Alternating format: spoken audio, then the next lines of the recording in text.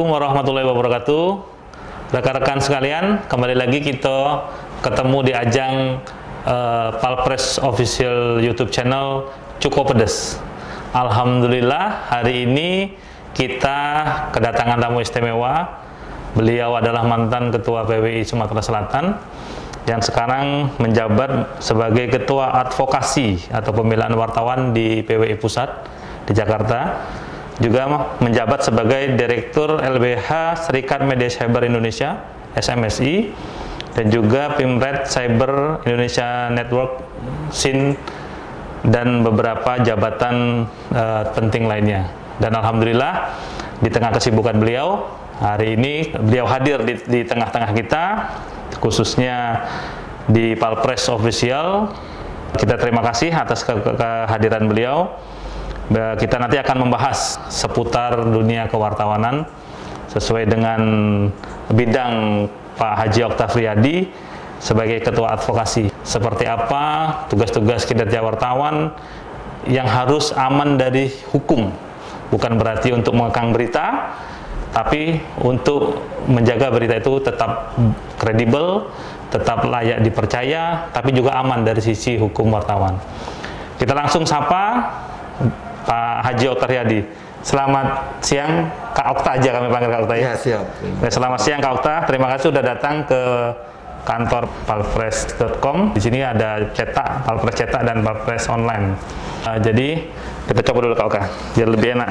Ya. Jadi kami di sini memang bikin program yang nanti akan kami kemas dalam berbagai macam subtema. Kita udah jalan program kita di Sumsel 24 jam.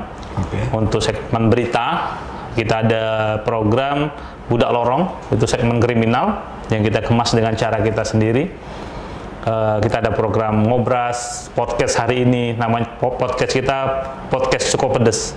Memang ada hal-hal yang kadang-kadang kita bahas memang agak pedes dikit lah. Siap. Boleh gitu, tapi namanya Cuko, ya. Biarpun pedes pasti nak ngulang lagi. Siap. Terima kasih waktu Kak Oka. Beliau ini sangat familiar dengan teman-teman semua, dengan kita semua, dan alhamdulillah kalau beliau sudah di PWI Pusat di bagian Ketua Advokasi untuk Pembelaan Wartawan. Disinilah kita akan sharing apa sih yang harus dilakukan wartawan agar tidak mudah dikit-dikit dilaporkan oleh narasumber, oleh sumber berita kita kalau berita kita selalu bermasalah. Jadi kita mohon Kak Oka juga, Pimret udah berbagai macam media, termasuk media besar pernah di grup kita juga di Palembang Post. Siap. Dan malah melintang di Pimret media lain sampai sekarang Kak Oka ya. Ya. Nah kami mohon Kak Oka bisa kasih pencerahan kepada kita semua agar teman-teman wartawan yang ikut menyaksikan program podcast Cukup Pedes ini bisa berjalan di tracknya sebagai wartawan yang benar-benar profesional. Saya panggil Cak Tri ya. Siap. Saya mengawali di grup kita juga di Palembang Post, sebelumnya di Sumatera Express, Jawa Post, Sumatera Express, Palembang Post, ya kan. Hampir 14 tahun mungkin saya jadi Pimret di sana. Alhamdulillah belum pernah digugat secara hukum. 14 tahun ya? Ya, 14 tahun. Padahal kita berita kriminal. Ya kan, berita korupsi, HL yang ngeri-ngeri, judulnya dua rekel merah malahan, ya kan. Tapi alhamdulillah tidak pernah saya sampai digugat di pengadilan. Malah teman-teman malahan ada yang digugat di pengadilan, ya kan. Saya sampai membela ke Jambi waktu itu, digugat perdata di Jambi. Saya bolak-balik dampingi satu grup dengan kita juga, termasuk grup kita induk di sini juga, digugat di Pengadilan Negeri Palembang, jadi kan. Jadi ya termasuk media kita sendiri, baik pribadi wartawan, belum pernah dilaporkan ke polisi. Nah, saya kemarin juga bicara di Pontianak, kemudian bicara juga di Minahasa Selatan, sama. Bagaimana sih jadi wartawan supaya jangan sampai kena kasus hukum, delik pers. Delik pers, ya. Delik pers, istilahnya delik pers. Ketika ada orang tidak puas dengan pemberitaan, kemudian mengadu sengketa pers atau delik pers, namanya seperti itu. Nah ini saya juga gabung di Komite Keselamatan Jurnalis yang dibentuk oleh beberapa PWI, IJTI, LBH, PES, terus masuk AJI. Kita bentuk namanya ada Komite Keselamatan Jurnalis. Kita membela teman-teman. Sekarang macam-macam bentuk ketidaksukaan terhadap pemberitaan. Masih bersyukur kalau ada orang mengadu ke Dewan Pers. Ya, karena masyarakat itu harus diketahui mereka punya hak jawab dan hak koreksi. Semua orang yang diberitakan itu punya hak jawab dan hak koreksi. Kalau berita itu salah data, misalnya mereka berhak mengkoreksi. Pak, Palpres salah data. Itu namanya hak koreksi, ya kan? Tidak puas dengan pemberitaan itu hak jawab. Hak jawab. Nah, dia bisa menggunakan hak jawab mengadu ke Dewan Pers. Ada jalur-jalur mereka yang mengadu ke kepolisian, kadang-kadang kepolisian. Alhamdulillah kalau mereka masih menempuh seperti itu. Kalau menempuh jalan kekerasan, banyak wartawan yang tewas dibunuh. Di Medan kemarin wartawan 2 tewas dibunuh. Walaupun akhirnya dia ternyata wartawan LSM. Ya kan? Pembelaannya susah ini wartawan atau LSM. Kemudian sekarang kalau nggak salah lupa saya di Polowari Mandar, Sulawesi ya? Ya, Sulawesi Barat. Itu wartawan dibunuh juga. Sampai sekarang belum terungkap. Tadi saya dapat kawan, Dewan Pers sudah membentuk Satgas pengusutan kasus ini. Terdiri dari AJI, PWI, AMSI, dan apalagi IJTI. Untuk mengusut kasus ini. Dewan Pers sudah bentuk tim. Tadi teman saya ada WA yang di sana, kebetulan ada orang PWI yang menjadi salah satu tim, menyatakan bahwa PWI polisi yang kesulitan mendapatkan bukti kasus pembunuhan ini. Karena dia ditemukan terkapar di tengah jalan. Jadi belum tahu kita apakah kaitannya dengan berita atau tidak. Tetapi beberapa kasus yang terbaru adalah doxing. Doxing itu mengata-ngatai lewat media, atau mengungkap data-data. Pokoknya mengungkapkan segala macam yang jelek-jelek di media. Dikata-katain lewat grup atau lewat apa, ada istilah baru doxing seperti itu kan, ngatain wartawan, mengungkapkan wartawan itu siapa, disebarkan melalui Facebook dan lain-lain. Itu terjadi sekarang di beberapa kasus di Jakarta. Nah, tapi bentuk-bentuk kekerasan wartawan ya seperti itu kan. Yang terjadi bahwa pengancaman terhadap berita yang dikeluarkan, tidak puas, nah, itu yang masih. Tapi kalau masyarakat masih menempuh misalnya mengadu ke kita, menelpon kita redaksi, tolong Pak berita Anda tidak benar, segala macam. Ya kita siap, kalau memang salah kita benarin. Tidak ada lagi ego bahwa kita paling benar, media paling benar. Dulu kita nggak mau lah seperti itu. Sekarang sudah diatur semua, ada ketentuan hak jawab.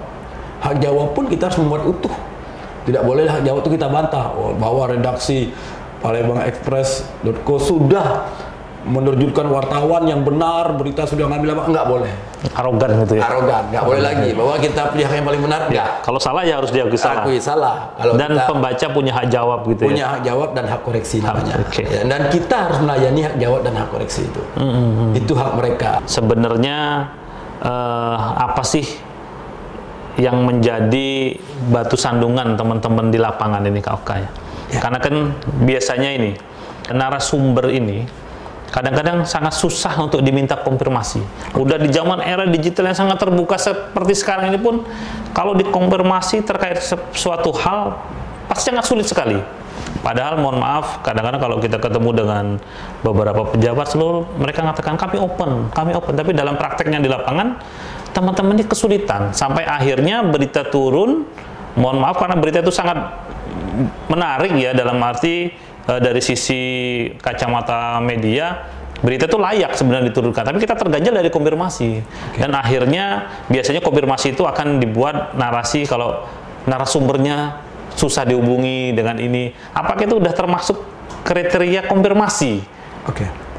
Gitu Kak, karena kan itu menjadi peluang mereka untuk menyatakan berita ini tidak berimbang nih sebenarnya.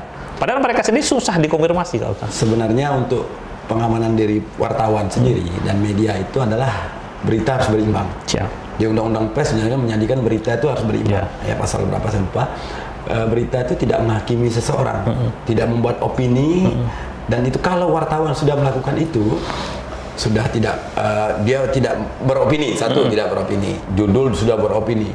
Misalnya bupati, atau kadang-kadang gini kita buat Kades berotak mesum, judulnya seperti itu ya kan. Oknum Kades otak mesum itu sudah opini, sudah menghakimi seseorang. Nggak boleh kata-kata seperti itu, nggak boleh. Walaupun dia bejat, kata-kata bejat pun nggak boleh. dimuat di judul. Itu sudah opini. Kemudian kita tidak mengkonfirmasi ulang. Nah, sekarang memang kemudahan informasi ya. Lewat handphone, lewat WA, lewat apa saja, Instagram, konfirmasi. Tapi itu justru konfirmasi itu akan dinilai seberapa gigih kita mendapatkan konfirmasi itu. Di pedoman media cyber sudah ada keluar, pedoman media cyber keluarkan Dewan Pers, berita harus turun dengan konfirmasi.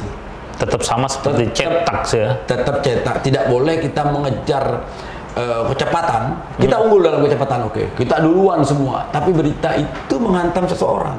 Iya, tanpa konfirmasi. Artinya tidak berimbang. Benar. Tidak berimbang. Lebih baik kita menunda pemberitaan itu. Ada istilah embargo berita kalau nggak salah. Kalau saya salah mohon maaf seperti itu. Kita tunda berita.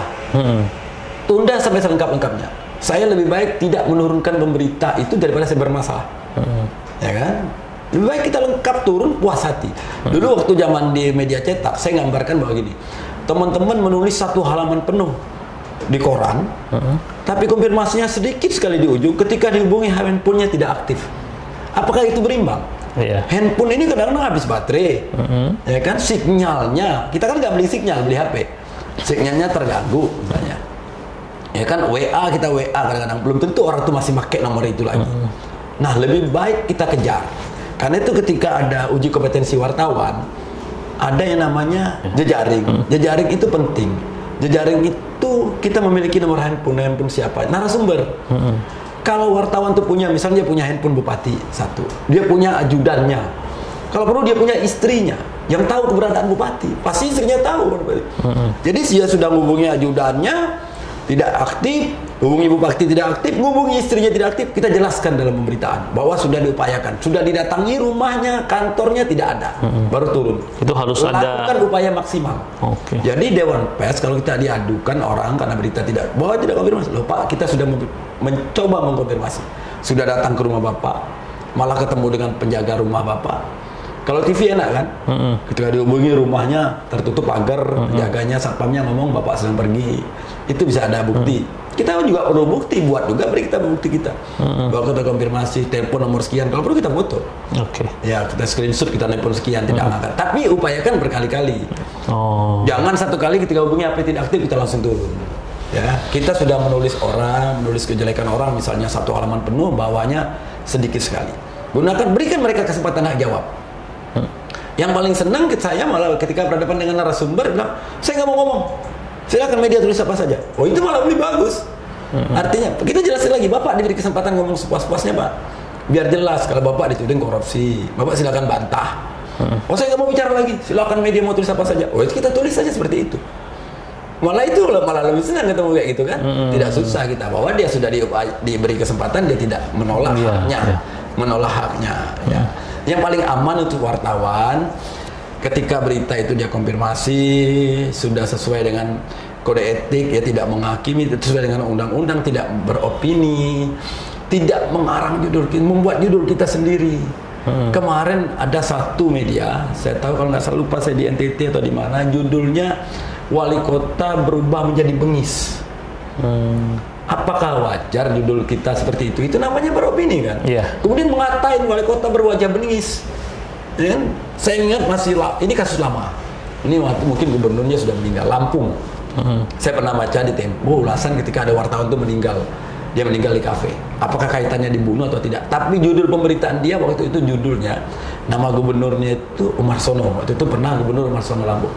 Dia buat di majalah judulnya Umar Sono Goblok. Judul nama gubernur itu dibuat Umar Sono Goblok. Bayangkan sebuah judul berita kayak gitu. Apakah tidak membahayakan diri sendiri sebagai wartawan? Apakah tidak membahayakan medianya? Nah, kemarin saya juga dapat laporan dari teman di Lampung. Ada pemberitaan menuding salah satu calon kepala daerah masih menjabat. Dia masih menjabat di salah satu pemerintahan di Lampung, Kabupaten Lampung. Dituding meminta duit ke pejabat dinas-dinas lainnya untuk persiapan calon dia. Itu utuh nama dan jabatan tanpa konfirmasi. Apakah itu kita tidak bahaya buat kita? Ya kan, buat medianya bisa diadukan, buat wartawannya secara pribadi juga bisa pribadi. Kalau orang itu main kekerasan, orang misawa. Kalau masih mengadu ke polisi, dan sekarang ancaman wartawan kan ada undang-undang ITE. yang sekarang mengenai semua teman-teman di Indonesia rata-rata kena undang-undang ITE. Mengapa bisa kena undang-undang ITE? Satu, dia ini yang paling mudah.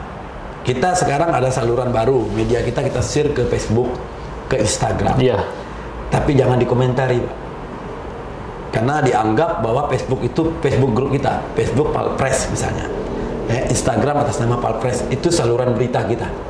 Ya kan? Tapi jangan kita komentari. Kalau ada komentar, oh bupatinya gitu ya, kita jawab memang begitu, memang bejat, kena lah kita di undang-undang ITE.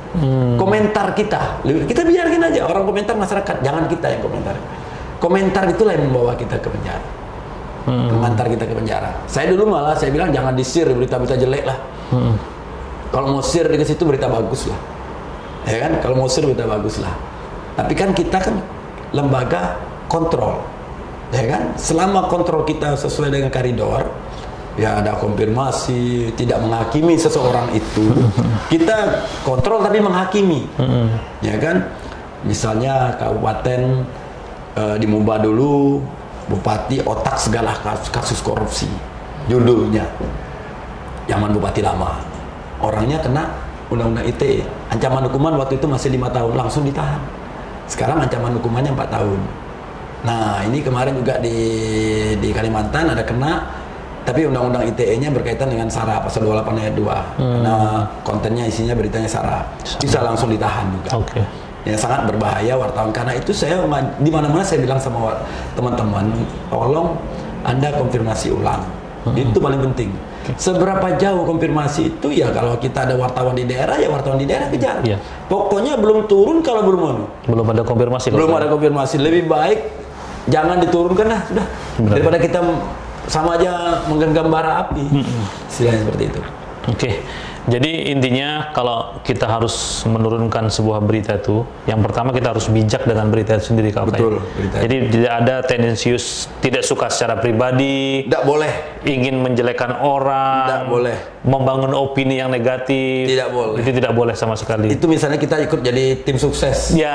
Salah satu calon bupati misalnya. Kita malah membesar-besarkan bupati ini sampai jelek-jelek bupati lain. Biasanya kan secara emosional itu akan terbawa. Sebenarnya itulah yang membedakan jurnalisme yang benar-benar atau yang profesional bukan. dengan tidak profesional. Ya, karena kan pasti ada yang terlibat ke politik dan lain-lain, dan pasti dia terbawa lah secara emosi. Ya. Tapi kita selaku media yang independen ya, kita tetap harus pada tupoksi kita sebagai wartawan yang profesional ya. Harus profesional. Jadi berita kita terukur, bijak, tidak menghakimi salah satu orang ataupun salah satu pihak gitu kan. Jadi teman-teman pemirsa Cukup Pedas, ini banyak hikmah yang kita ambil dari penjelasan Kak Oka tadi, bahwa kita harus sangat selektif sekali dalam membuat suatu pemberitaan. Jangan sampai pemberitaan itu membenggiring opini yang kita bangun sendiri untuk menjudutkan orang lain. Nah, mungkin Kak Oka terkait masalah media nih, kan media nih biasanya kan orang lihat tuh dari sisi pemberitaan itu selalu lihat ke belakang. Mereka dengan mudahnya search di internet, lihat oh media ini udah sertifikasi belum, administrasi maupun faktual. Karena biasanya akan berpengaruh ke situ produk sebuah media nih. Biasanya kalau media-media yang sudah terverifikasi, mereka akan sangat ketat ya untuk menerbitkan berita-berita yang, mohon maaf, berita-berita yang kita bilang berita-berita sampah lah. Yang harusnya tidak layak naik, dinaikkan karena ada unsur kepentingan dan lain-lain. Nah, gimana Kak Oka menilai itu? Seberapa pentingnya sih verifikasi dari Dewan Pers terkait administrasi maupun faktual?